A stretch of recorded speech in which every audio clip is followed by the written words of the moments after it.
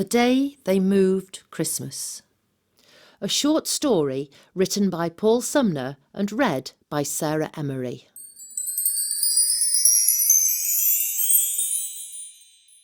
Chapter 1. All is calm, all is bright.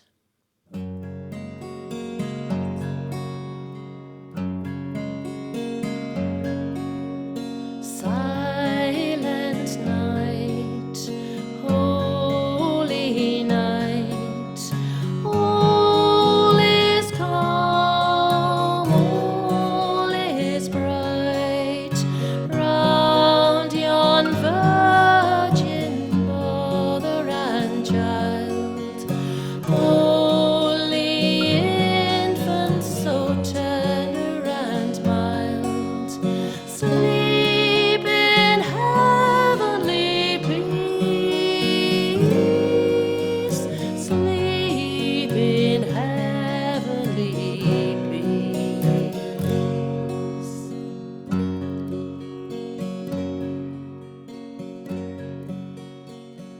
'Twas the night before Christmas, when all through the house not a creature was stirring, not even a mouse. Actually, that's not strictly true. It was, in fact, chaos. Complete and utter chaos. Elves were screaming, gnomes were running around, banging into things, mostly other gnomes. Fairies were flitting aimlessly like demented fireworks. Goblins were swearing like only goblins can. I don't know if you've ever heard a goblin swear. You'd remember if you had. But above all this melee could be heard the booming voice of Mrs. Claus. And when I say Mrs. Claus, I mean no other than the wife of Santa, Mrs. Santa Claus. That was the scene in Santa's house that fateful Christmas Eve. And how did it get that way, I hear you ask? Well, it's not unusual for Christmas Eve to be a frantic time of year, as I'm sure you can imagine. But this particular year, frantic would have been a vast understatement.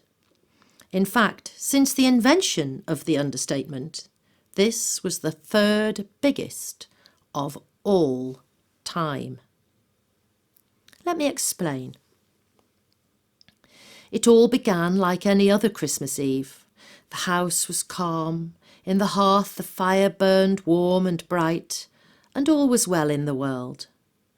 And that's how it should be, thought Santa, as he sipped his sherry and leaned back in his favourite armchair. In front of the fire hung 6 pairs of socks and 6 pairs of gloves, all damp and all green, apart from the last pair, which were both bright red and considerably larger than the others. The afternoon had been spent most agreeably in a snowball fight with a lively bunch of elves and a rather grumpy gnome. But then gnomes were always grumpy. The time to worry was when they were happy. The problem with snow, Santa mused as he sat in his chair, was that when you picked it up it seemed quite dry. But no matter how dry it felt, your gloves and strangely also your socks always seemed to end up wet. And the drier the snow, the wetter you got. Now, the best thing about being cold and wet outside on a snowy day is coming back into the warmth. And there's nothing better when you come back into the warmth than sipping a fine glass of sherry. And there's nothing better after sipping a fine glass of sherry than a nap in a comfortable chair by a roaring fire. But on the other hand, I can assure you, there's nothing worse when you're about to doze off in a soft chair by a warm fire than the sudden bursting open of a door and a loud voice demanding, "What are you doing here? You should be out, delivering presents, not sipping sherry. Why is it I have to come and fetch you every year?" Santa blinked open his eyes, not at all sure why he should be doing anything other than relaxing in his favourite chair. "Why, my dearest, should I be out delivering presents, especially on such a horrible night like this?" "Because," said Mrs. Claus in a slow, commanding voice, "it's Christmas Eve, And that's what you do on Christmas Eve. Remember? It's the one and probably only useful thing you do each year. Yes, indeed, said Santa, placing his glass down on the side table. But I think you'll find it's not Christmas Eve. It can't possibly be. After all, it's barely 12 months since last... Oh, my goodness, yes, 12 months. Oh, dearie, dearie me, where has the time gone? He'd completely forgotten what day it was, which wasn't unusual since he didn't know what day it was at the best of times. Mrs. Claus once again had to remind him, an event which had almost become part of the Christmas tradition. This was not the evening he had planned, not at all. He frantically looked around for a good reason why it wouldn't be possible to go out on this particular night. Then he noticed the clothes drying by the fire. "Ah," he said with a sigh. "Such a shame. Of course I'd love to go, but my socks and gloves, you see, soaking wet. Going to be hours before they dry. You wouldn't want me to catch my death out there, would you? And there's no heating in that sleigh." Mrs. Claus stepped forward and felt the aforementioned items. "Oh, they feel dry to me, and if they are a bit damp, they'll dry as you go." He knew when he was beaten, and actually she was right. It was the one thing he was really good at. Once he got started, back into the swing of things and all that, it wouldn't be so bad. At least that's what he told himself. But before he left, he did take one last longing look at the soft chair and warm fire. Chapter 2. Santa meets an old friend. Santa trudged his way down to the stables. Each step across the courtyard sent up flurries of snow, and he watched in wonder as they danced around his boots. Although there were no lamps outside, his path was well lit by the lights from the main hall and the cluster of little workshops. There were 2 sets of stables. He'd always wondered why, since they only ever used the one, but it was sometimes best not to ask. He entered through the small side door, and there, as expected, stood the 10 reindeer and sleigh, all tacked up and ready to go. Perched on the back was a large sack bursting with presents. Everything as it should be. But before he could climb aboard, a stranger stepped out of the shadows and approached him. Terrible night, don't you think? It is indeed, agreed Santa. Not the sort of night to be out on. Well, no, but there's a job to be done, and I suppose someone has to do it. Yes, said the stranger in a charming voice. But surely it doesn't have to be you. Well, possibly not, but who else would take all the toys? The children sort of expect me. Not strictly true. What the children expect is someone in a red coat and red gloves and a long white beard, driving a sleigh pulled by 10 reindeer. That someone could be anyone. Well, now that you put it like that, yes, I suppose it could. So why don't you allow me? I'd be back in no time at all. That's all very well, but I don't think this is something Mrs. Claus would agree to. No, not at all. Then it would have to be our little secret, wouldn't it? The stranger was very persuasive, thought Santa. Not that he needed much persuading. And perhaps a little something to help pass the time while I'm gone, the stranger continued, pulling out a large bottle from under his cloak. Oh, I say, sloe gin, my favourite, even more persuaded. Then we have a deal? It took only a moment for Santa to agree. Good man, said the stranger. You have driven a sleigh before? Santa asked a little belatedly. But of course, the stranger reassured. Well, maybe not specifically a sleigh, but I have a chariot. Similar sort of thing. Oh, I've no doubt, said Santa. A chariot's probably harder. One gets used to it. Right, so just be careful on take-off. It can be a bit bumpy, tends to pull to the left a bit. Also, watch those tight bends. If you're not careful, you can end up in a bit of a flat spin. Oh, and another thing, make sure the fires aren't lit before you go down the chimneys. Had a few nasty experiences myself. Don't worry. I've never found fire to be a problem. Of course, Santa continued, on a bit of a roll now, it's very much a people thing. You're really out there on the front line. It's very customer-facing, or would be if the customers were awake. He was rather pleased with himself. It was a phrase he'd heard the elves using on a number of occasions. He'd no idea what it meant, but he hoped the stranger would be impressed. Don't worry about a thing. I have what you might call a vast experience with, shall we say, customers. Right then, I'll let you go. Wake me when you're back, won't you? Of course, said the stranger reassuringly. But before I leave, I'll just need a few items from you. Items? Asked Santa. Coat, boots, gloves. I can't really do the job properly dressed as I am. Got to make it look convincing. Very well, I suppose so.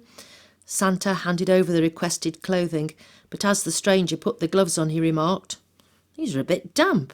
I said that, declared Santa. That's exactly what I said. But does anyone listen to me? No, no one. Absolutely no one. Never mind. I'll soon have them as warm as toast. Oh, one last thing, said Santa before opening the bottle.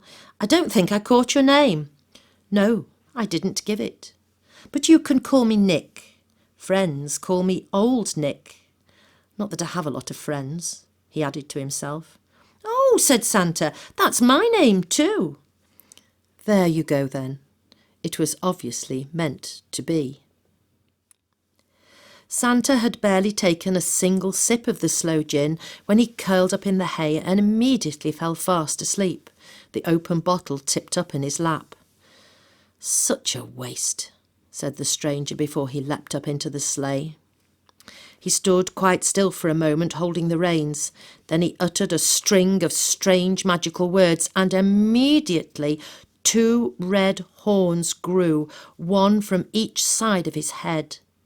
Each horn was sharp and slightly curved, and his eyes, which had been dark and sunken, now blazed like burning coals.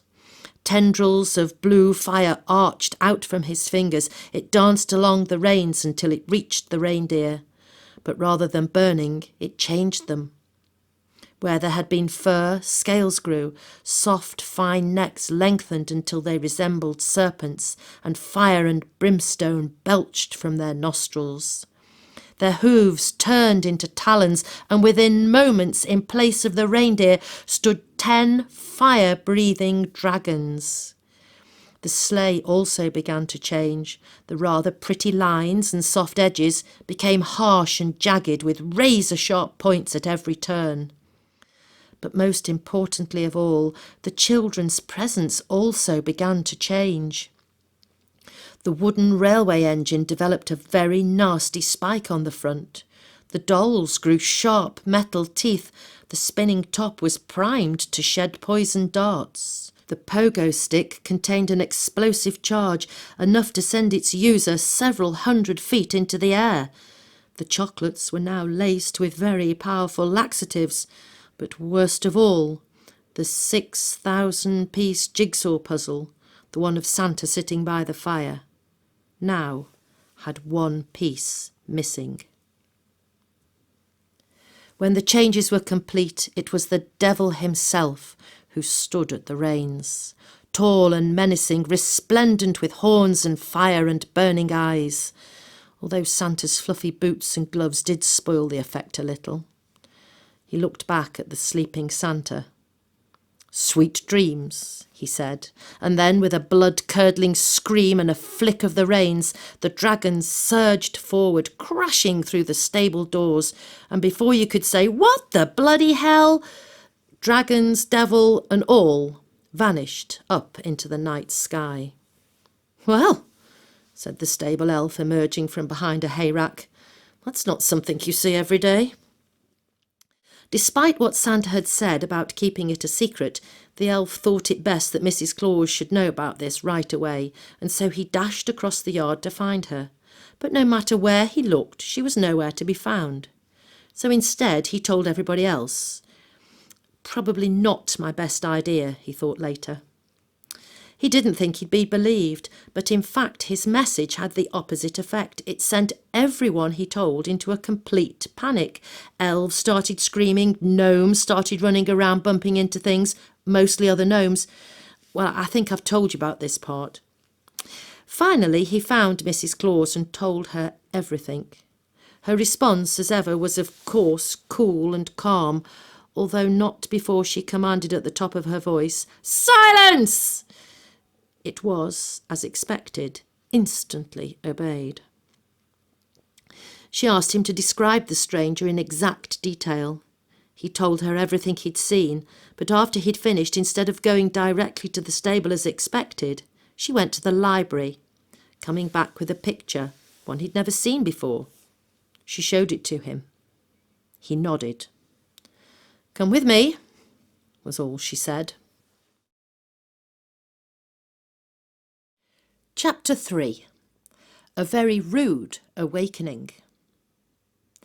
It was a warm summer's day, a day bathed in a comforting soft glow, the sort of day that has no beginning and no end, the sort of day where you could walk forever under a sky as blue as cornflowers, a day with no cares or worries or mither, or chores that should have been finished by lunchtime, but somehow haven't, and now there's going to be hell to pay.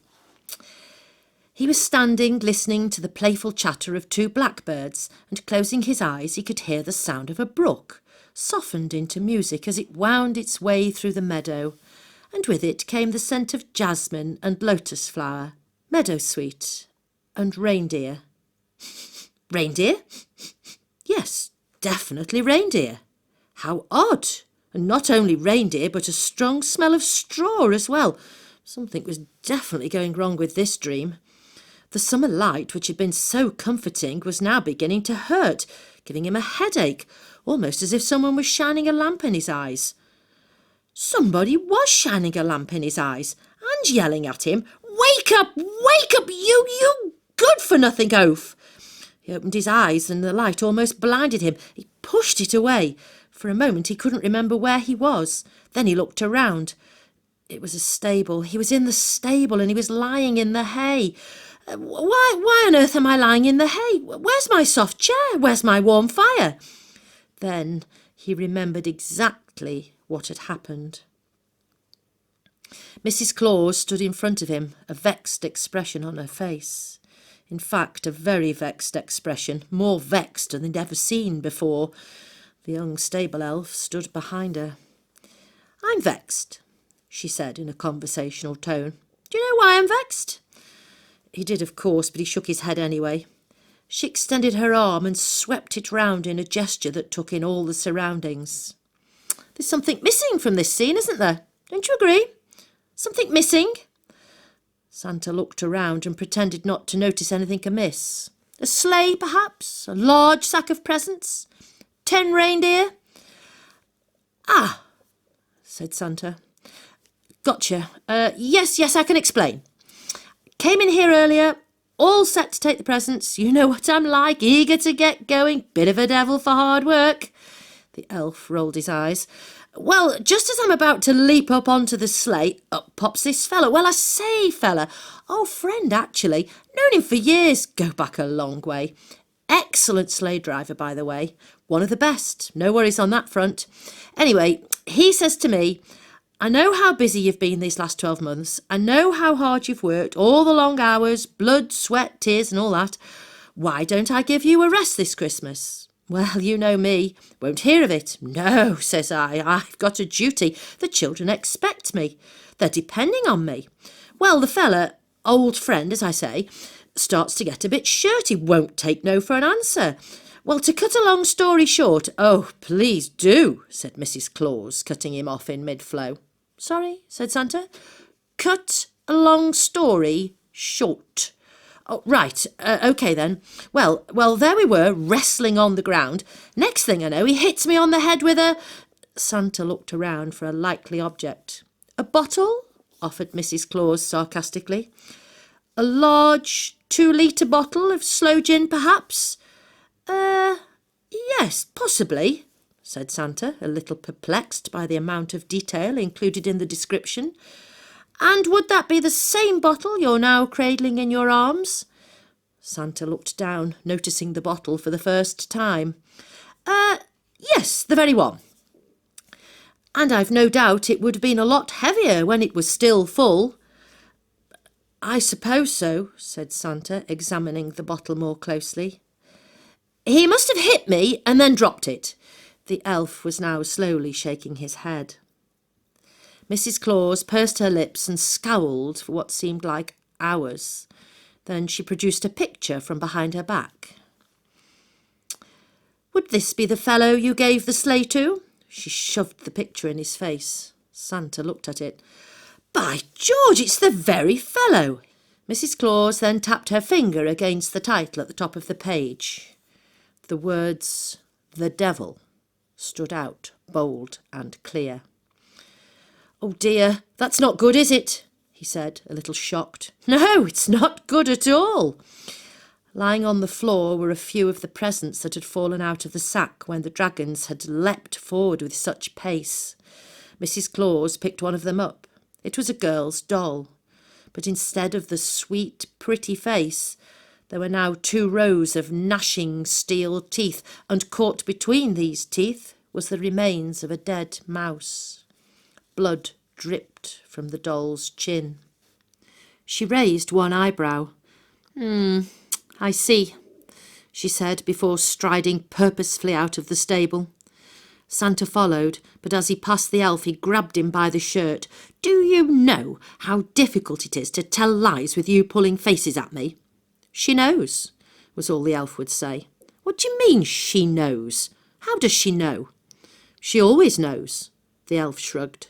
Santa scowled for a moment, then let go and set off after his wife. Better not fall too far behind, he thought, or she'll be back to fetch me. Chapter 4. Santa meets the B-team. He was agog. There can be no other word to describe it. Agog. You mean to tell me that every year there's been another team of reindeer? Another sleigh? Another sack of presents? Of course, said Mrs. Claus. Nothing is left to chance. We even have a spare coat, boots, everything. Pity there isn't a spare Santa. Why was I never told about this? It's on a need-to-know basis, and you didn't need to know. All that matters now is that it's primed and ready to go. Only 9 reindeer? Asked Santa. What happened to the other one? There has only ever been 9 in the reserve team. There isn't an endless supply of flying reindeer, you know. I'll never catch them now. Never. And what if I did? What do I do then? Your job is not to catch them, just to follow them and exchange every bad present for a good one. Surely you can do that. Santa climbed on board and took hold of the reins. The stable doors were opened, and with a gentle word the reindeer pulled the sleigh out and up into the night sky. The elves and gnomes and fairies and pixies and everyone else who lived and worked at Santa's home watched, stepping out from workshops or peering through windows and praying he could undo the devil's mischievous work. All through the night he chased around, replacing every bad present with a proper one. But it was more difficult, more noisy and time-consuming changing presents than just delivering them. Worse still, the devil had been eating the mince pies and drinking all the sherry, both of which, by rights, Santa thought, were his. It didn't always go exactly to plan, though. There's always one child that, despite his mother's best efforts, will not go to sleep. But I suppose Christmas Eve is a very exciting time. Chapter 5. Santa meets Thomas. I can see you, came a voice out of the dark. Santa froze. Maybe he was just hearing things. He waited a few moments. I said I can see you. This time the voice was a little louder. Then suddenly a light came on, and there, sitting up in bed, definitely not asleep, was a young boy. OK, said Santa. It seems I've lost the element of surprise. Perhaps you could just shut your eyes and pretend you're asleep. Nobody need be any the wiser, certainly not Mrs. Claus. The last part was said more to himself than to the boy. But I'm not asleep. And I don't know how to pretend to be asleep. And what are you doing anyway? Santa looked at the parcel at the foot of the bed and the one in his hands. Both were identical, or at least looked that way. Why have you brought me 2 aeroplanes? I only asked for one. Right, said Santa. It's like this. Been a bit of a mix-up on the present front. Got to exchange 1 or 2 things. Nothing serious, mind you. Had a recall. Yes, that's it. There's been a recall on some items. Bit of a problem on the production line. A technical fault. You wouldn't understand. His excuses petered out. Was any of that true? Said the boy. Santa drew a deep breath, sat on the edge of the bed. No, not really. Then why are you here? I saw you come earlier. At least I thought it was you. Was it you? Do you ever sleep? Sometimes, said the boy, but not on Christmas Eve. Santa decided to come clean. Nothing short of the truth was going to be any good here. He'd learned that on his dealings with Mrs. Claus. Sometimes the truth got you into less trouble. No, Thomas, that wasn't me earlier on. I won't be telling you who it was, mind you, but it wasn't me. You know my name. Of course I do. I know every child's name. That's the one thing I am good at, remembering names. So, said Thomas, the mystery of the 2 aeroplanes. You were going to explain. Yes, I was, wasn't I? Well, the aeroplane that shall we say, the other Santa brought is wrong. It looks the same, has the same flashing lights and everything, but when the bomb doors open, it drops real bombs. Real bombs? Exclaimed Thomas, his eyes widening with excitement and wonder. Yes, said Santa sternly, and that's not good at all. Imagine the harm you could do dropping real bombs on people. That was the problem. Thomas could well imagine the harm it could do. They're only tiny bombs, though, aren't they? I mean, they wouldn't kill anyone, would they? No, said Santa, I'm sure not, but more like a wasp's sting, I should think. But most unpleasant, of that I've no doubt. Santa picked up the first box and tucked it under his arm. It's just that, Thomas started, I think I like the first present better. The first one? The one that drops real bombs? Why on earth would you want that? You don't have sisters, do you? Thomas said sullenly. I have 3, all older than me. You can't imagine what it's like. Well, I'm sure it's not that bad. Oh, it is. It's worse than bad. They're forever teasing me. I hate being the youngest. They perform these silly plays in front of Mother and Father, and sometimes Mother and Father's friends, and I have to act in them. Santa conceded it did indeed sound pretty awful. At Christmas they do pantomimes and make me dress up as a girl. The word girl was spat out with a good deal of contempt. My, said Santa, genuinely shocked. And worse than that, Thomas went on, as if there could be anything worse. Some of the plays have kissing in. Good grief, Santa exclaimed, instinctively wiping his mouth with the back of his hand. This was much worse than he'd ever imagined. He realised how lucky he'd been not to have sisters. And the very, very worst of all, Thomas leaned forward and continued in almost a whisper, in one play they made me wear a bustle. He nodded his head as if to emphasise the fact. Santa was speechless. Well, yes, I think perhaps you may be right. You better keep the first aeroplane, the one with the real bombs. He placed it back on the bed. Right, I'll be off then, he said, tiptoeing back out of the room. He began to shut the bedroom door behind him, but just before it was completely closed, he turned and whispered, Remember, this is our little secret. Not a word to anyone, especially if it's Mrs. Claus that happens to be asking the question.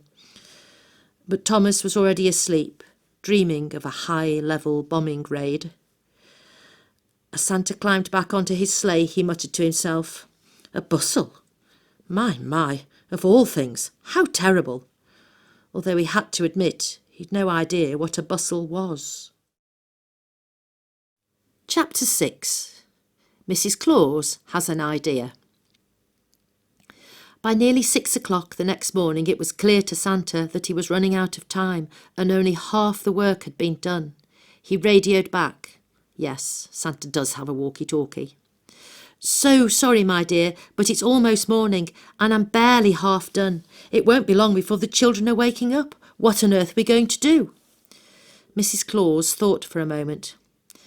Keep going, she replied. I have an idea. She turned to the stable elf. You, follow me.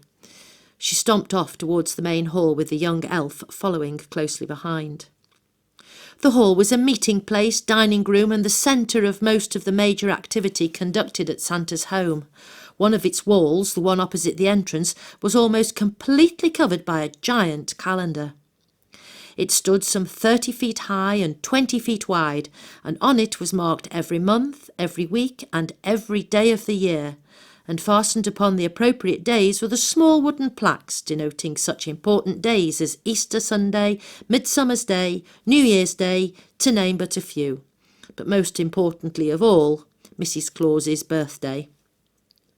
This was the master calendar, the one from which all other calendars were made. Change this one, and you change them all. She entered the hall and marched straight up to the last month of the year, which fortunately was mostly at head height. There she looked closely at the plaque marking Christmas Day. Fetch me a screwdriver, she commanded. Crosshead, number 6, and look sharp about it. The young elf did as he was told and darted off to fetch the required tool.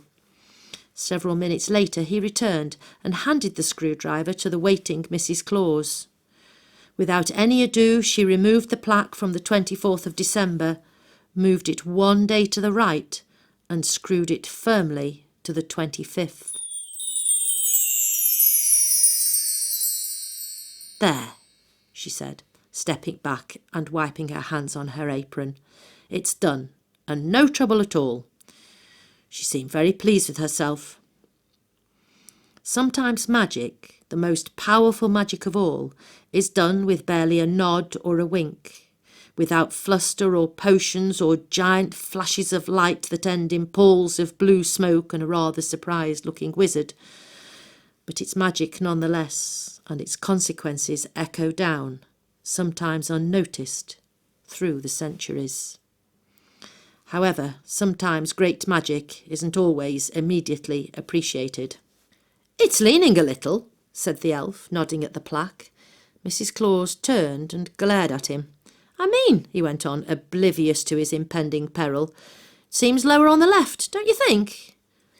Lower on the left? Mrs. Claus replied, her voice slow and calm, like a tiger in those last moments before it pounces, or a still summer's day before the storm breaks. Well, yes, I thought maybe it was. Actually, no, I can see now that it's perfectly straight. Some inner sense of danger and self-preservation had finally kicked in. Yes, absolutely, he went on. My head must have been tilted. I have sciatica, you know. I have to stand on one leg. He quickly raised one foot off the ground. Causes me to lean.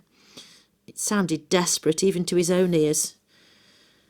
It looks straight to me, was all Mrs. Claus said before marching purposefully out of the hall.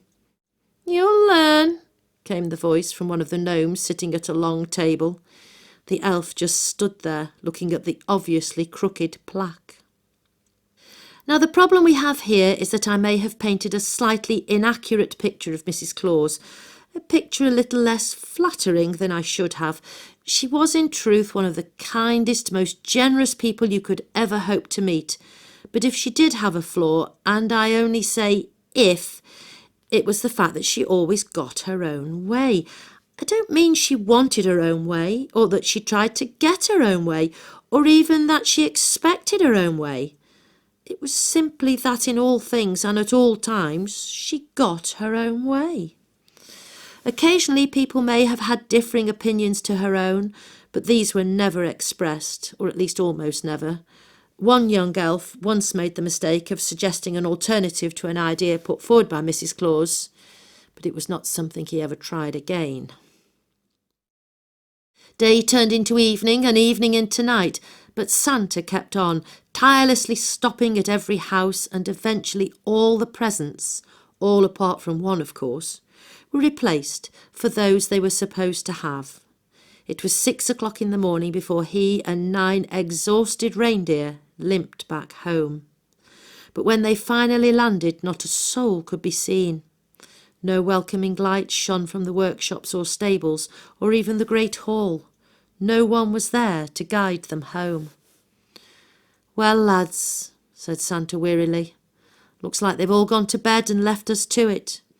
Never mind, I'll get you bedded down with some nice fresh hay and a few carrots. What do you say to that?" But barely had he spoken the words when the doors of the great hall burst open and out flooded a horde of cheering folk. Everyone was there. Elves were again shouting and screaming. Gnomes were running around, carefully avoiding each other. But this time it was with excitement and happiness. "You did it! You did it!" they yelled. Santa was overwhelmed. When all the fuss finally calmed down, it was Mrs. Claus who stepped forward. "Well done, dear, very well done." She gave him a big hug and then kissed him, something she hadn't done for a long time. "I know you're bound to be hungry," she went on, "so I've cooked your favourite breakfast." "Oh," said Santa, "bacon, fried bread, sausage, black pudding, mushrooms, tomatoes, baked beans?" "No," said Mrs. Claus, "of course not. It's your other favourite. Cold porridge." "Right," said Santa, just a little disappointed. Chapter 7. Christmas Day for Thomas. For Thomas, Christmas Day proved to be far less dramatic than usual. There was plenty of drama. It's just he wasn't part of it.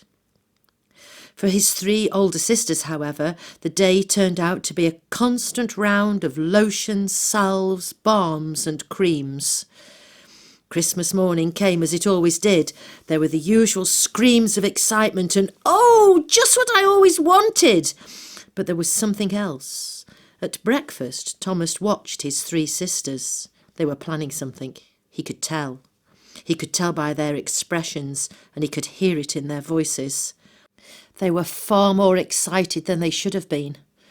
More excited than even he was, and he'd met Santa the previous night. Finally, Sylvia, the eldest, stood up, stepped back from the breakfast table, positioning herself directly under one of the ceiling spotlights. "Here it comes," he thought to himself. "Whatever it is, here it comes." "I have an announcement," she began in a very haughty tone of voice. "Today, Mamma and Papa—" oh God, it's Mamma and Papa now. It's going to be very posh. "Today, we will definitely be presenting our debut of Romeo and Juliet." Definitely was her new favourite word. She used it in every other sentence, usually inappropriately, he thought. "I, of course, will be Juliet." The name Juliet was accompanied by a twirl for dramatic emphasis. "And you," she said, pointing a finger at Thomas, "because you're the only boy here, will have to play Romeo. Needs must, I suppose," she added in a sneering tone of voice. "Oh, and one more thing." She looked directly at him, narrowing her eyes in a spiteful expression. "There's going to be lots of kissing." For a moment he just sat there motionless. Then a strange expression came over his face. "In that case, then, I'm going to fetch my aeroplane." "Aeroplane? There are no aeroplanes in Shakespeare, you silly thing, and most definitely not in Romeo and Juliet." "There are now," he said quietly to himself. "There most definitely are now." The play never happened. Before they could start performing it, all 3 sisters were attacked by what appeared to be a swarm of winter wasps. "Most unfortunate," Thomas was heard to say. Apparently he was so looking forward to playing Romeo. Epilogue. If, on Christmas Eve, As it is now, of course, you should look up and see 2 sleighs racing across the sky, one apparently pulled by 10 fire-breathing dragons with a rather dark, sinister character at the reins, perhaps not quite as sinister as usual due to the fluffy boots and gloves, and another sleigh some distance behind with only 9 reindeer and a merry-looking gentleman in the driver's seat, then you'll know not to make a fuss, and you'll know precisely what's going on. Merry Christmas. Merry Christmas indeed.